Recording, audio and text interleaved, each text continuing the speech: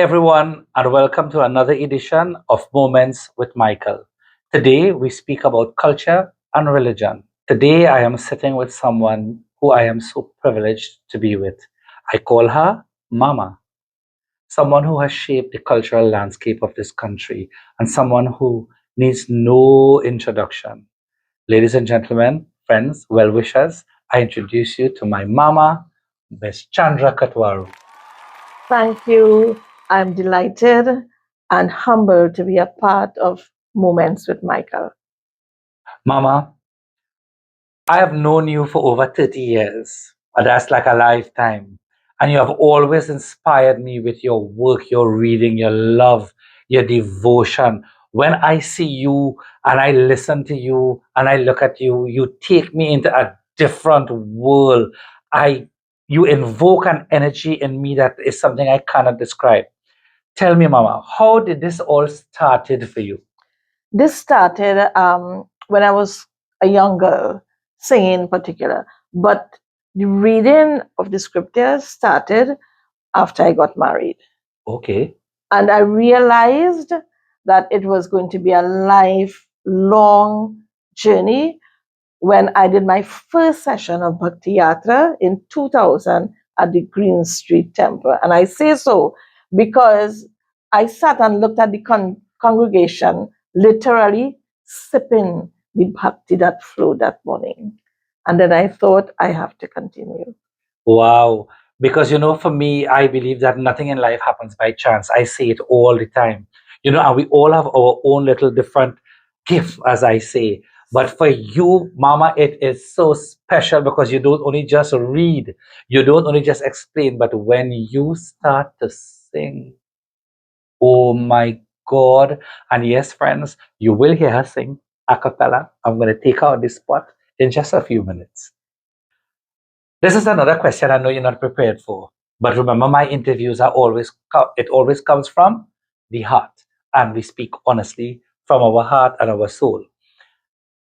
What I have noticed with you, and I don't know if our viewers have, but if you haven't, you need to look. Mama, when you are given a discourse, you do not keep looking. Do you prepare what you're going to say, or do you have it in your head what you're going to say? Like me, I don't create a dance, beforehand. I don't pre-plan a class. When I go, depends on the energy and what I see. That gives me the drive. So I start creating from that. That is how I operate and how I work. But I've noticed you are not like the rest of some of the religious leaders. You speak, and I've learned this word. You speak artificially. It comes from your heart, but your discourses are so strong, direct, and to the point. It always leaves you in like, oh my God, well, I've learned so much. How does this happen for you? How do you go about preparing for something like that? So when I have to go out to do satsang, I choose a topic. Mm-hmm. So I will choose a topic and I will check for information. Right. But not only information. When I sit and that devotion starts flowing, it connects with my topic. So sometimes, and Marsha could tell you this, sometimes I prepare a song to do and I am sitting there, it's like, okay, I'm going to do a different song. What happened there? But things flow. Your Yes. devotion flow, your words flow, your emotions flow. Yes. And that is what happens when you sit there. You don't necessarily have to look at the book. Of course, I have to look to it when I have to do the chokpais Right, and doha right. and stuff like that. But it does flow. It flows naturally. But you are like when you are in a trance. I see you when you close your eyes and you just start to sing. I was saying, Lord, just continue singing. Sing, just sing, because you have one of the most unique voices I have ever heard. I'll tell you one thing today, and I've said this to Marsha already. The happiest time of my life is when I sit to do satsang. When I Wow. sit to sing, I am so lost in what I'm doing, and I believe I see all the Devis and Devatas before me. It shows, Mama. It Yeah. shows. Trust me, it shows. And when you sing, and I hear that voice coming out, I say, wow, what is coming out from this lady's mouth? I mean, Wow, you guys really need to hear her sing. Or you could probably you go on the YouTube channel and you check Bhakti Vardhan and you would see the video, but more so listen to her voice. It's just amazing. So I'm going to take you on the spot now. So just give us a little 2 or 3 liners now of any song of your choice. It doesn't matter, just so that they can hear how great you can sing. Shiva Kailashu ki Vasi Dhauli Dharu ki Raja Shankar Sankat Harana O Bhole Baba Shankar Sankat Harana. My God. Wow, wow, bravo, bravo, bravo. We have developed a family relationship, right? Yes. Over the years and, all the, as we call it, the safari, the journey, is it? Yes. Right. And, how would you say that, Shiv Shakti has impacted in your life? Because I know from the inception, every single thing you have from every function, everything you Wedding, have from everything. Sapa, come all the way back, you always call Michael, I need the girl, I need you all, I need this. And Mashi, your daughter, is a perfectionist. So when we have to do work for you, I wonder what Mashi would think. What would Masha say? Yeah. So you put that extra effort and that extra love into it. How would you say that that has changed you as a person? So when I have to make a decision in anything I'm doing, I look for the best and I will scrutinize it. Why? Why Michael? Yes. Why Shiv Shakti? Okay. I first look at the way you all dress, the way you dress. I look at the unity of the dancers. I look at the expression, the emotions on their faces. I look, like I said before, the precision of their movements, the rhythm, and the tell story of what I want. And that I said, I've followed your footsteps. I have seen your artistic work. You are not a stagnant person. You evolve and you keep All the thinking time. and you say, what's next? It is not same. Yes, yeah. We have to evolve with the times. And I think that is one of the things that has Shiv Shakti above in the game because, we have never stayed with one style of dance or one genre of music. We always have been evolving with the times, with the music. There isn't a song, a piece of music, or an occasion that Shiv Shakti cannot do a performance for. You see, and not only on a religious stage, you can do anything as per stage given to you because you're a cultural icon, not only in the field of dance, but in culture. So I could put you on a stage with anything. For example, the Ganges Midinayal. That execution was par excellence. Wow, I And that song was done by David Rudder. Yes, it was. Right? And you did that for my husband's 50th birthday at Naparima Bowl. I still recall that. Yes. I still recall that Yes. was phenomenal. But one thing you're forgetting about, Mike's, about Bhakti Vardhan. Remind me. Dance is fine, and I included you to sing in a song on a recording. But what about when I call and say, Mike, I think you can do the portrayal of Lord Shiva? Oh my God! Look, I am still getting goosebumps. Yes, amazing, amazing, and awesome performance that you did. Nobody, I had to say to people, did you realize that was Michael Salikram sitting there doing the portrayal of Lord Shiva? And it was like, no. And they had to bring up close up to know it was you. That was such a perfect thing. And again, inspiration. Let me ask Mike's. And I mean, that particular day, I want you to remember when I came into that room and saw you, it was not Michael Salikram.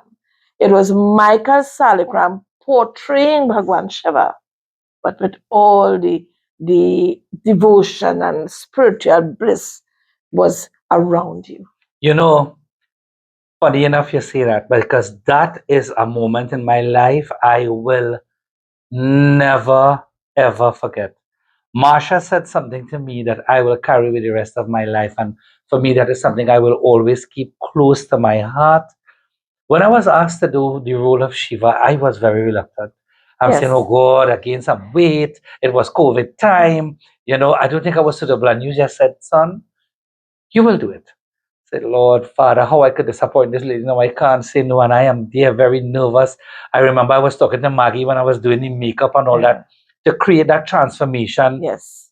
to look like Lord Shiva, But you're really great, You're really great, Mama. Let me tell you. Do you know somebody in the production team? Because I was sitting waiting for it to start the filming. And somebody in the production team passed. I really wouldn't want to call the name. Yeah. And that person did so. Sitaram. And I wanted to faint because I am saying, they know who it is because I talk to them every day while we do the Yes. tape Yes. and all that. Yes. The transformation was just amazing. I mean, I don't want to toot my own horn, but No. it really was a moment for me in time that I will never ever forget. And I really want to thank you for that opportunity. You see, it was not only a transformation or a portrayal, it was a total transformation, like I said before, in that field, in that aura that you had around you that day. It was not like Michael Saligram. There are so many things I want to say about that one day, Mama, but oh my God, I'll have to shelve that. We'll have to do a part two. We'll have to talk about that in itself.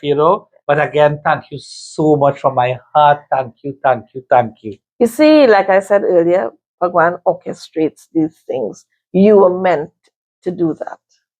I was just the instrument to call you and say, listen, I think you should do this. Now I'm going to ask you a question that is I don't think you're prepared to answer this question. But I remember we had the Mother's Day show and I got a call. It was a Sunday, we were having rehearsals. And somebody sent me a message and I could not believe it. So I had to call a few other people to say, well, is that true? That would have been when you lost your son. Yeah. And wow, that was something for me that touched not only my heart, that touched my soul. Because I always say when you lose a loved one, then you know how someone feels when they lose a loved one.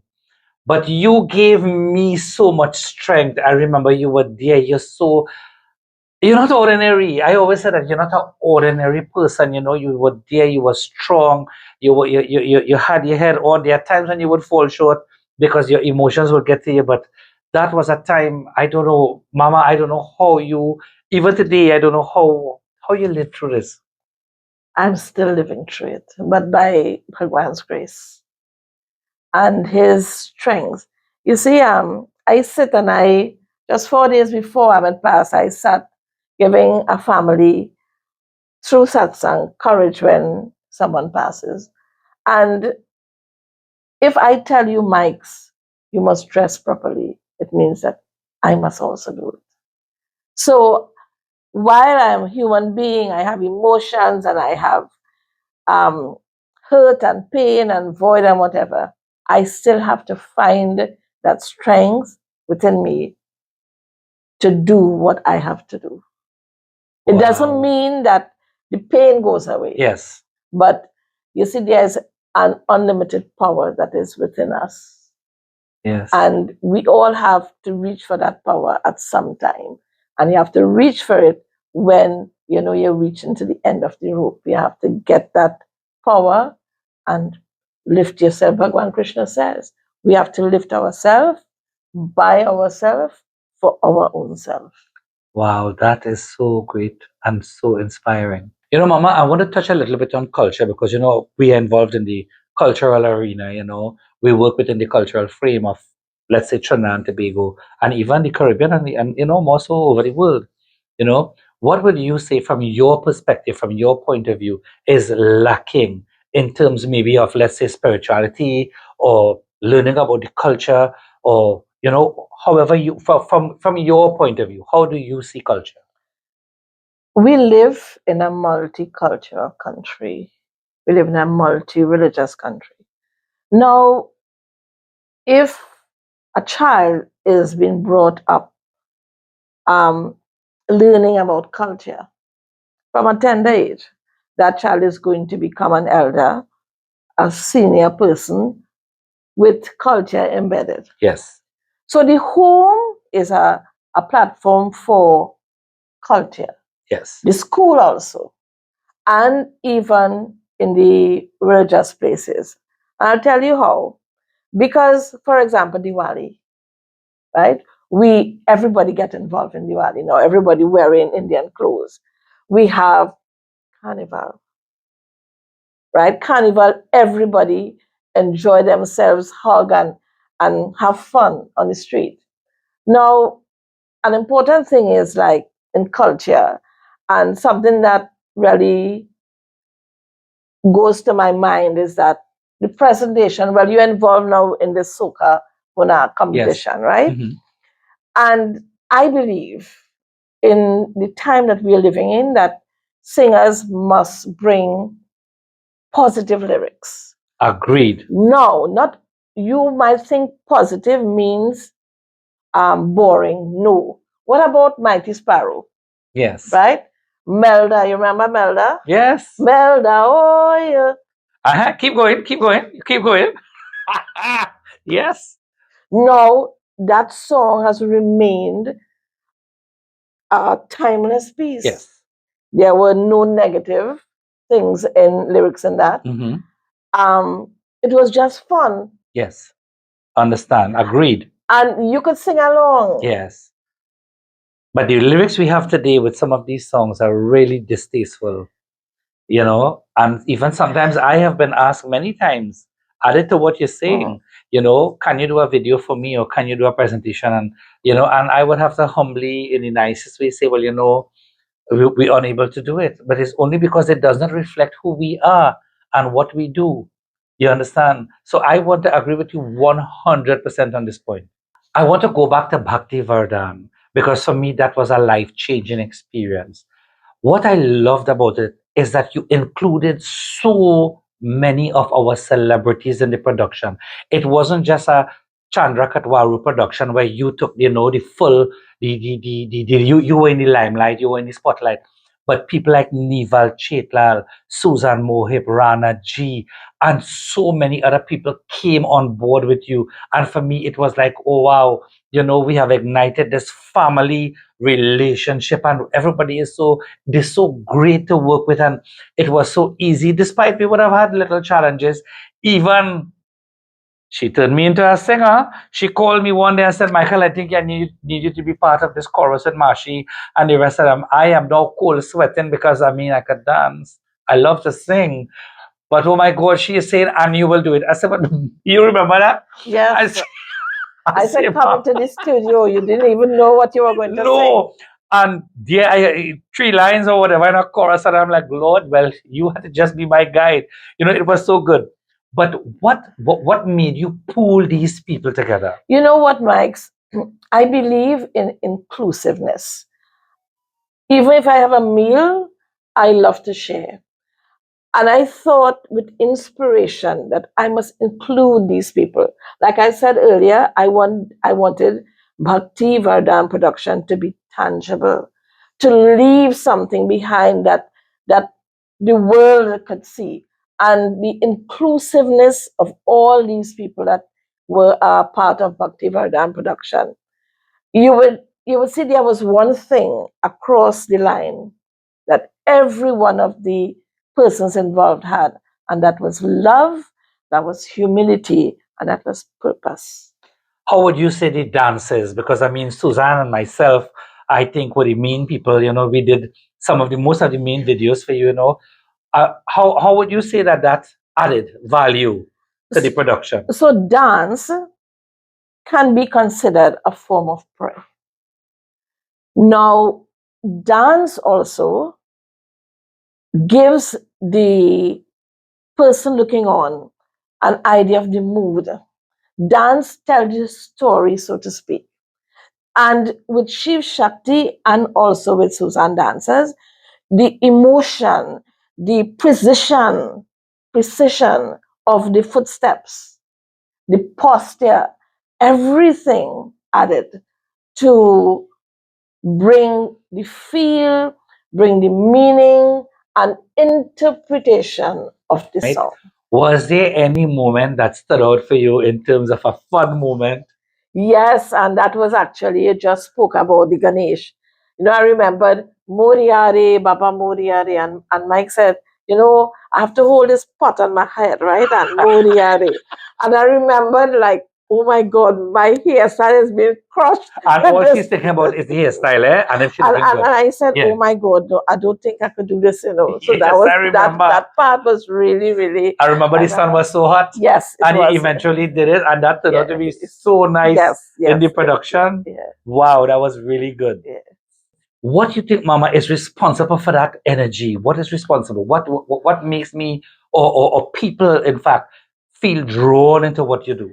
You see, bhakti, which is devotion, is a very important thing. It doesn't happen overnight. So my life throughout the years, I've been endowed day by day with bhakti. So when it is a soul thing, it is in my soul. So when I sing, you will definitely feel the vibrations and the devotion of the song.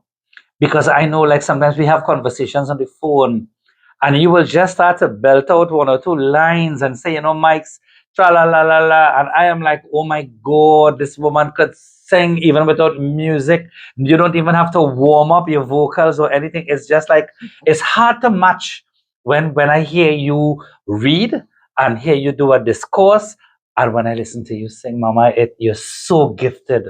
Thank you, thank you. I know that I am gifted, I know that I am blessed, but we all have our own calling. We are all blessed in some way with something. It is for us to acknowledge it and to build on it. So, Auntie Chan, you remind us that culture is not what we just perform, is what we pass on. And I want to thank you so much for that, because I always remember that is something I will not forget. I want to thank you for the faith, the work, and walking this journey with us. Mike, as I leave you today, I pray that every step you make will be infused with grace, with strength, and with creative energy. May your path continue to be guided by divine wisdom and unity of spirit. In closing, Mama, I want to thank you for your love, your dedication, the sharing of your knowledge, the giving of yourself selflessly to others, to all of us, so that we could learn, and for creating that path of enlightenment so that we could also follow in your footsteps. Thank you so much. Thank you for having me. I am very, very happy to be a part of Moments with Michael.